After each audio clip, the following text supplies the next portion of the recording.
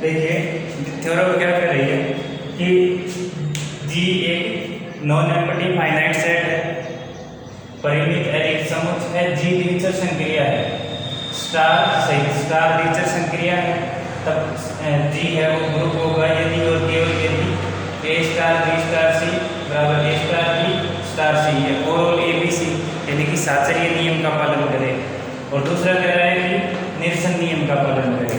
अब प्रूफ में necessary condition लिखेंगे पहले।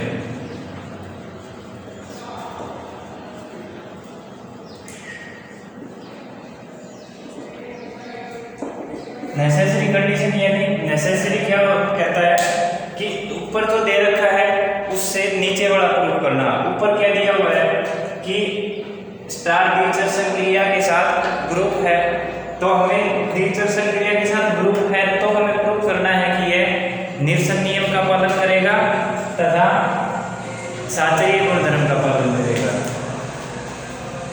दिया है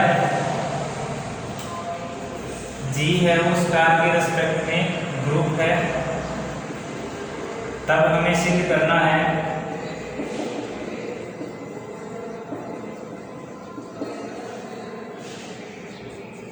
कि जी है स्टार के रिस्पेक्ट में साचर्य गुणधर्म का पालन करेगा।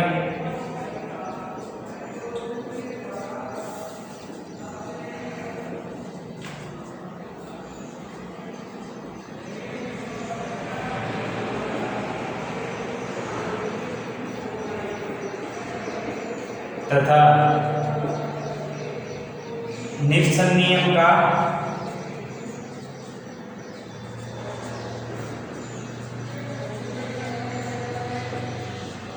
पालन करेगा।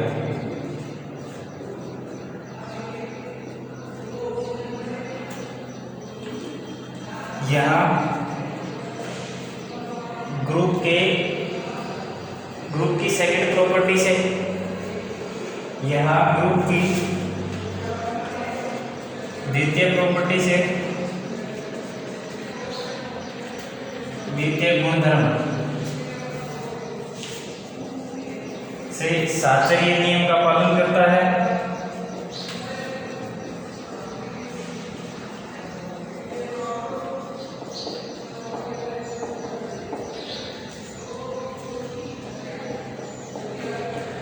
तथा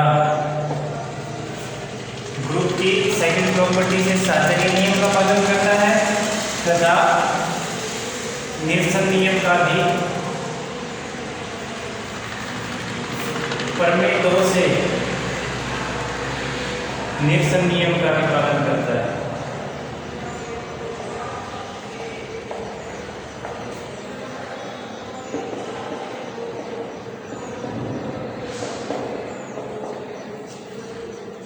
समझ में आया? हमने नेसेसरी कंडीशन क्या कहती है कि अगर कोई जी स्टार है वो ग्रुप है, वो साचर्य गुणधर्म का पालन करेगा और निरसन नियम का पालन करेगा। अब ग्रुप है तो वो साचर्य नियम तो ऑब्वियस है। सेकंड प्रॉपर्टी क्या कहती है कि जी है स्टार के रिस्पेक्ट में ग्रुप है तो साचर्य नियम का पालन करेगा। पहली प्रॉपर्टी तो होती है क्लोजर प्रॉपर्टी, सेकंड प्रॉपर्टी होती है एसोसिएटिव प्रॉपर्टी। तो सेकंड यही कह रहा है कि ग्रुप है तो वो एसोसिएटिव प्रॉपर्टी को सेटिस्फाई करता है। तो ये तुमने ग्रुप की परिभाषा से लिख दिया, ग्रुप के द्वितीय गुणधर्म से, यानी को परिभाषा के द्वितीय गुणधर्म से।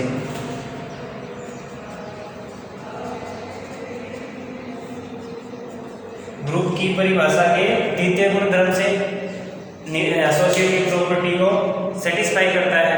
और इसी का सेकंड पार्ट क्या कहता है कि ए स्टार एक्स बराबर A star Y, this implies X बराबर वाई, और एक्स स्टार ए बराबर वाई स्टार है, दिस इंप्लाइज एक्स बराबर वाई, यानी कि निरसन नियम का पालन करता है। अब अपन पीछे पढ़ चुके हैं कि जी स्टार है वो ग्रुप है तो वो निरसन नियम का पालन करेगा बाय प्रीवियस थ्योरम या प्रमेय 2 से।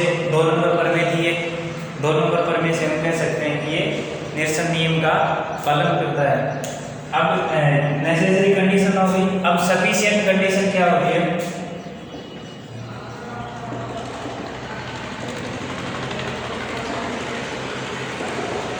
सभी में ये फिक्स रहता है। नेसेसरी कंडीशन जो ऊपर गिवन है उससे नीचे वाला प्रूव करना, और सफिशिएंट कंडीशन नीचे वाला जो है उससे ऊपर वाला प्रूव करना।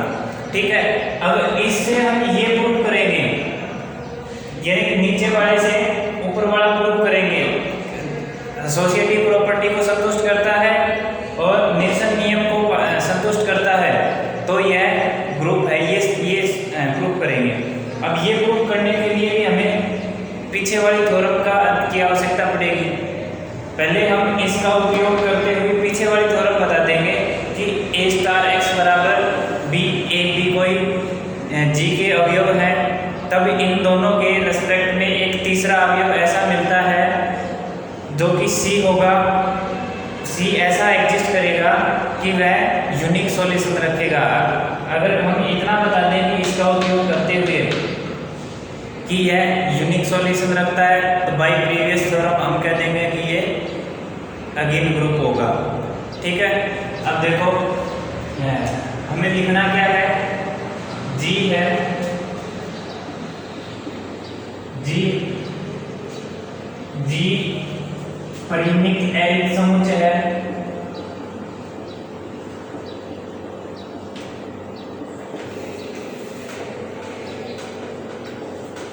जिसमें n डिस्टिंक्ट एलिमेंट है, n भिन्न भिन्न अवयव हैं।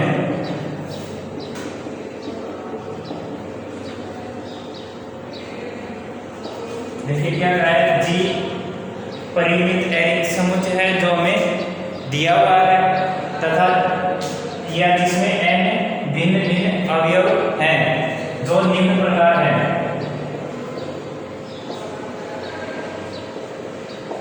निम्न प्रकार यानी कि x1, x2, x3 dash dash xn, x1, x2, x3 से xn तक n डिस्टिंक्ट एलिमेंट है।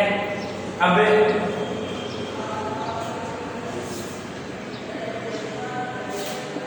x बिलोंग्स टू g एक आर्बिट्रेरी एलिमेंट है, रैंडम या आर्बिट्रेरी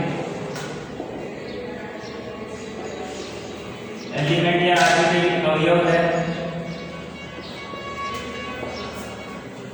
x है वो एक रैंडम या आर्बिट्रेरी एलिमेंट, आर्बिट्रेरी मतलब इनमें से कोई एक अवयव हमने, इन सभी में से कोई एक अवयव सेलेक्ट कर लिया। ठीक है, किसी को भी उठा सकते हैं। तो उसने कहा है कि x एक g का, x belongs to g, x g का अवयव है एक आर्बिट्रेरी। ठीक है, स्टार है, द्विचर क्रिया है,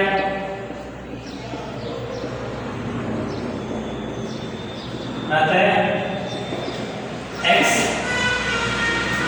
x1 star x, x2 star x binary operation है, तो x1 star x, x2 star x, x3 star x सभी के साथ ऑपरेट करेंगे, और जो अवयव आएंगे वो भी g के ही अवयव आएंगे, क्योंकि x भी हमने g का अवयव लिया है और x1, x2, x3 ये सभी भी g के अवयव है।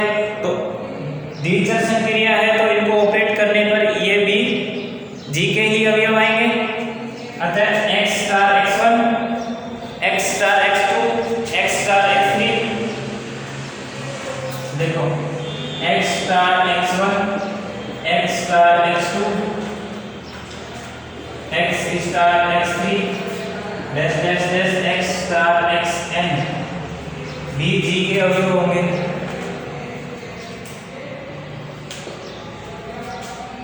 g के भिन्न भिन्न अवयव होंगे।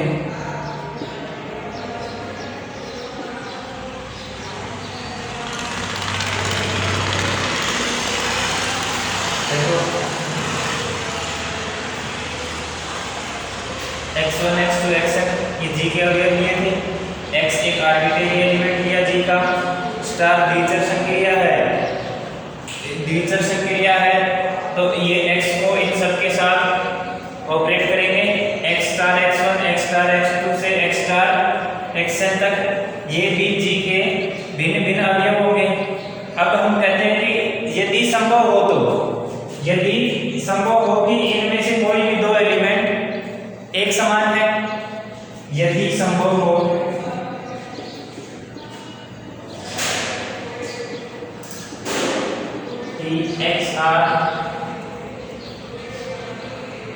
तथा एक्स जी की अवयव है, तब यानी क्या ऐसे लिख लो, ये लाइन हम देखो, यदि संभव हो कि एक्स स्टार एक्स आर बराबर एक्स स्टार एक्सेस, बात वही आई है, उस तरीके से लिखते तो भी हम इसी को ही लिखना चाह रहे थे, लेकिन वो थोड़ा सा ओड लगता, लिखने में सही नहीं था, तो इसलिए उस भाषा ना लिख के हमने डायरेक्ट लिखा है कि एक्स स्टार एक्स आर बराबर एक्स स्टार एक्सेस।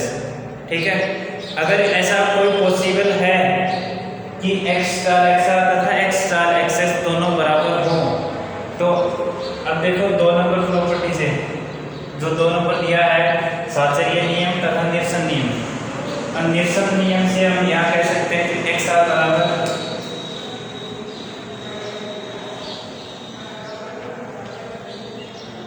निरसन नियम से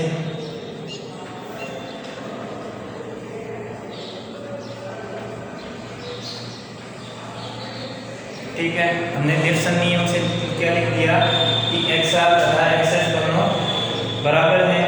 क्यों ये निरसन नियम यहाँ क्यों अप्लाई किया? क्योंकि हमने इसको यूज करते हुए ये प्रूव करना था। ठीक है, इसको यूज करते हुए ये प्रूव करना है। अब हमने इसका यूज कर लिया है यहाँ पे, यहाँ देखो हमने यूज किया x1 x star x1 x star x2 x star xn जी के भिन्न भिन्न अवयव है। अब हमने कोई भी 2 अवयव माने x स्टार xr और x स्टार xs, यदि ऐसा संभव हो कि x स्टार xr बराबर x स्टार xs ये दोनों बराबर हों, तो xr और xs ये दोनों भी बराबर होंगे। ठीक है, अब मैं मिटा देता हूँ ये इधर वाला। एक एक चीज को समझते हुए चलना है, जहां कहीं समझ में नहीं आए तुरंत पूछ लेना है, और अपने जो भी डाउट है सबको क्लियर करना है साथ के साथ। अब यहाँ से देखिए, ये लिखा कि यदि संभव है x star x or x star x दोनों बराबर है, तो निरसन नियम अपने लागू कर लिया कि x स्टार x आर और x एस दोनों बराबर हो गए, जो कि असंभव है।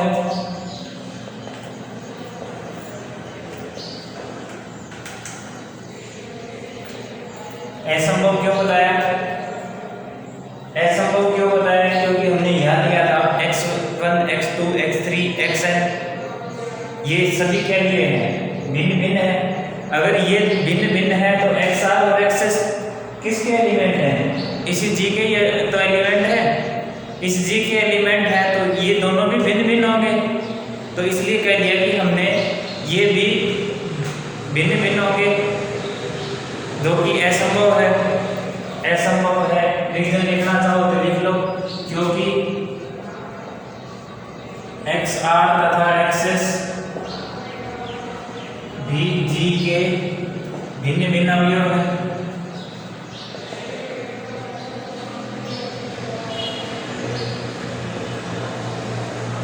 थोड़ी सी कॉम्प्लिकेटेड पर में है, पर ध्यान से समझोगे तो बिल्कुल समझ में आएगी। एक एक चीज अपन सब क्लियर करवाते हुए चल रहे हैं। ठीक है, रीजन बता दिया हमने। अब हम कोई भी 2 आर्बिट्रेरी एलिमेंट मानेंगे। देखो इतना हो गया। अब मैंने बताया था कि इसको रिलेट किससे करवाना है, तो a स्टार x बराबर b से। ठीक है, अब हम उसी की तरफ बढ़ रहे हैं कि 2 एलिमेंट मानेंगे a और b, उसके रेस्पेक्ट में एक ऐसा अवयव एग्जिस्ट करेगा कि a स्टार b उसका एक सॉल्यूशन होगा। ठीक है, इतना बताने के बाद हम इस थ्योरम को बाय प्रीवियस थ्योरम लिख देंगे कि जो पीछे हमने unique solution a star x बराबर b और y स्टार a बराबर b, उसके लिए हमने यूनिक सॉल्यूशन बताया था, तो यहाँ से भी अपन वो यूनिक सॉल्यूशन था तो वो ग्रुप था। अब इसको हम उसी की तरफ अप्रोच कर रहे हैं कि a और b 2 अवयव मानेंगे जी के। अब उनके रेस्पेक्ट में एक ऐसा अवयव c एग्जिस्ट करेगा जो a स्टार c बराबर b होगा। c यहाँ पे a और b के रेस्पेक्ट में यूनिक होगा, यानी कि a और b के रेस्पेक्ट में c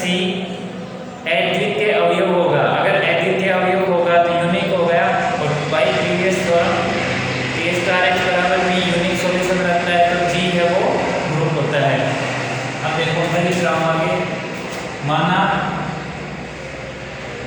A B belongs to जी, ए और बी दो जी के अवयव है, लैंग्वेज में लिख लो ए और बी जी के दो अवयव है।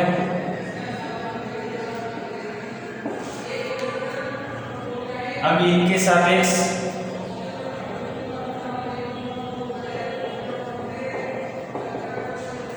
सी एक ऐसा अवयव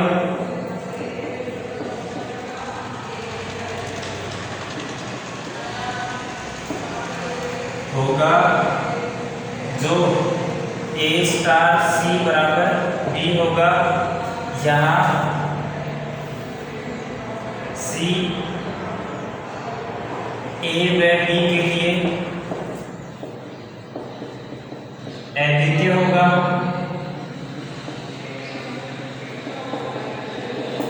अतः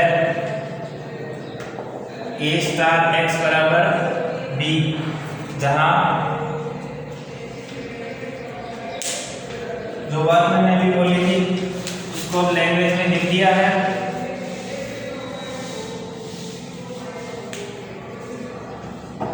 जो बात मैंने अभी बोल के बताई थी उसको भी लैंग्वेज में लिख दिया। अतः ए स्टार एक्स बराबर बी, यहाँ एक्स ए व बी के लिए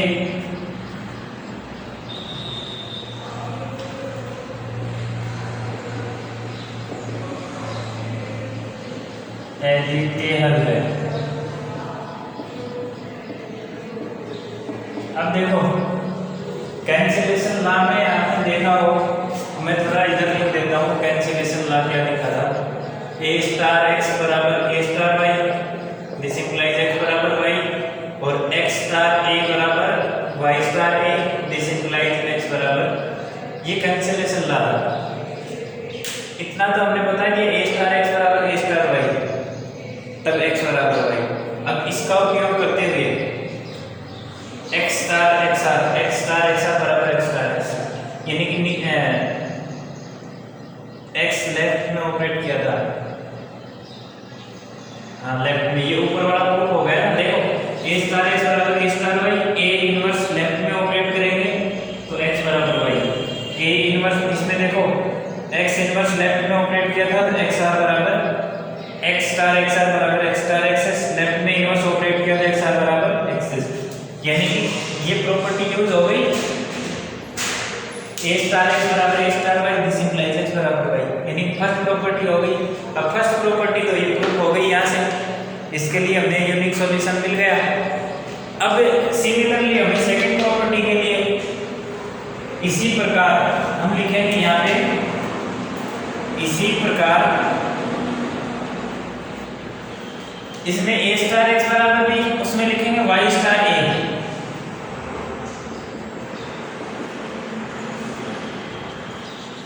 यहाँ वाई ए व बी का अद्वितीय हल है।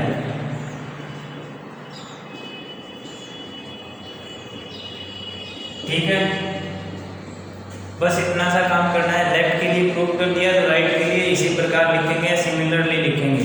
अब क्या लिखेंगे, बाय प्रीवियस थ्योरम, प्रमेय 4 से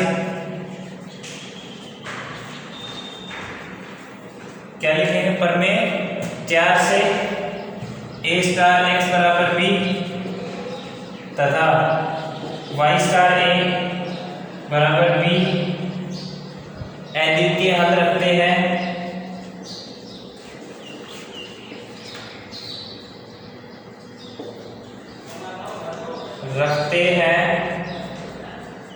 तब जी स्टार ग्रुप होगा। ठीक है, आया समझ में? एक बार दोबारा से देख लो, मिटा तो दिया, एक बार मैं वैसे रिकॉल करवा देता हूँ, आप ध्यान से सुनना उसको।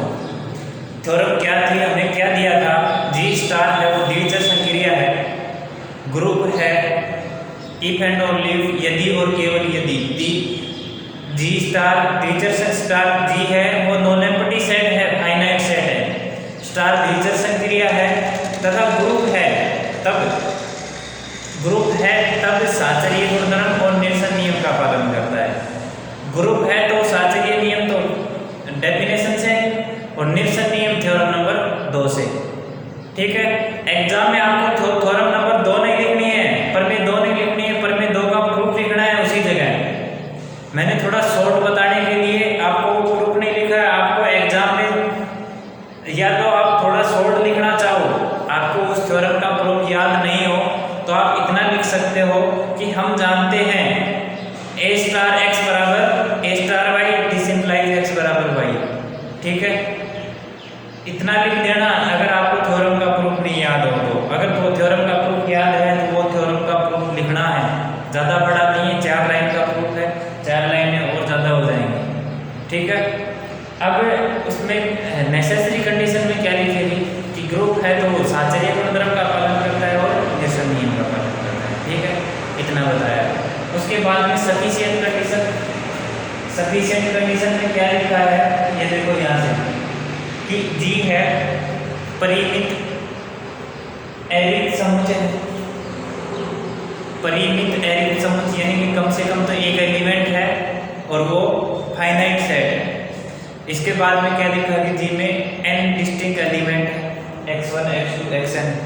ठीक है, अब क्या लिखा है कि इन्हीं में से कोई एक ऐसा ये अवयव चुना है x इन्हीं का ही अवयव लिया है हमने और x को हमने लेफ्ट साइड ऑपरेट कर दिया, x star x1 x star x2 x star x3 x star xn। ठीक है, वो लेफ्ट में ऑपरेट कर दिया। अब देखो g बाइनरी ऑपरेशन है, ये भी g के अवयव आएंगे। हो सकता है x स्टार xn x3 के इक्वल आ जाए, वो हमें कोई मायने डिपेंड नहीं करता है कि किस पे किसके इक्वल हो किसके नहीं, कोई ध्यान नहीं करना है। अब ये भी जी के अवयव आएंगे। अब देखो ये भी जी के अवयव है, सारे भिन्न भिन्न आएंगे, सारे डिस्टिंक्ट आएंगे। अब देखो अब कह रहा है कि यदि संभव हो इनमें से कोई 2 अवयव उठाओ, x स्टार xr और x स्टार xs, 2 अवयव उठाए और वो दोनों बराबर मान रहे हैं कि अगर ऐसा संभव है कि ये दोनों बराबर हों, ये दोनों बराबर हुए तो xr और xs भी बराबर होंगे, क्योंकि निरसन नियम पहले ही कह रहा है कि निरसन नियम पालन करता है। और हमें यही बताना था कि निरसन नियम को लागू करते हुए, निरसन नियम अप्लाई करते हुए हमें यूनिक सॉल्यूशन बताना है। हमने निरसन नियम अब लागू कर लिया, तो अब यहाँ हम कह रहे हैं निरसन नियम से बराबर आ गए, तो ये तो ऐसा होगा क्योंकि हमने पहले बोल रखा है कि ये सारे क्या हैं, अलग अलग हैं, ऐसा होगा क्योंकि सारे डिस्टिंक्ट हैं। अब यूनिक सॉल्यूशन बताना है, इसलिए क्या लिखेंगे a और b g के 2 अवयव हैं। अब इनके सापेक्ष c एक ऐसा अवयव होगा जो a स्टार c बराबर b होगा, जहाँ c है a b के लिए अद्वितीय हल। ठीक है, a और b के लिए c अद्वितीय हल है। ठीक, अब a स्टार x बराबर b, x a b के लिए अद्वितीय हल है। ठीक है, ये a स्टार x बराबर b क्यों लिखा है, क्योंकि पीछे वाले थ्योरम में a स्टार x ही लिख रखा है, वो मैच करवाने के लिए मैंने ये चीज़ लिखी नहीं, इसको लिखने की जरूरत नहीं थी। आप यहाँ से बता सकते हो, यहाँ से समझ गए कि पीछे वाली थ्योरम है तो यही छोड़ सकते हो आप, ये 2 लाइन मत लिखना चाहिए बोले। ठीक है, अब सिमिलरली इसी प्रकार ये a स्टार x बराबर b, y स्टार a बराबर b होता है, जहाँ y है a और b के लिए अद्वितीय हल है। ठीक है, ये भी अद्वितीय हल है। अब इसको क्या लिख सकते हैं प्रमेय 4 से, अगर a स्टार x बराबर b और y स्टार a बराबर b दोनों अद्वितीय हल रखते हैं तो g है वो स्टार बाइनरी ऑपरेशन के रिस्पेक्ट में ग्रुप होगा। ठीक है, ये प्रूफ करना था हमें। उम्मीद करते हैं सबकी समझ में आया होगा, नहीं आया है तो मेरे तक अपना रिस्पॉन्स पहुंचाइए। किसी की नहीं समझ में आया होगा तो नेक्स्ट लेक्चर में पहले इसी थ्योरम को रिवाइज करवाएंगे। ठीक है, आगे अपन नेक्स्ट लेक्चर में स्टार्ट करेंगे। Thank you.